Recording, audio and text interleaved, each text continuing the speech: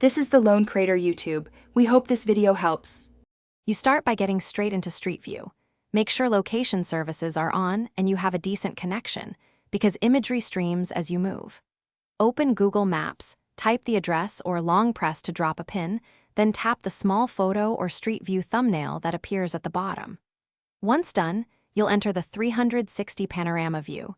This initial step puts you where you need to be to explore streets and landmarks immediately. Now you'll move through the scene with simple gestures. Swipe to pan and drag to look up or down, and pinch to zoom into details like signs or storefronts.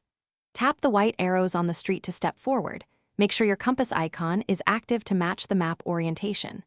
If you want different dates or nearby perspectives, tap blue dots or use the timeline when available. These actions let you inspect architecture and orientation, not just stare at a static. Finish by saving or sharing the view. Tap the place name and use Save or Share to send the exact panorama. If imagery is blurry, misaligned, or missing, open the three-dot menu and choose Report a Problem so Google can fix it. If the panorama won't load, back out of Street View and reopen the location or toggle Wi-Fi. This refresh often resolves download or orientation glitches. These final steps ensure you keep and fix the views you need. Thanks for watching.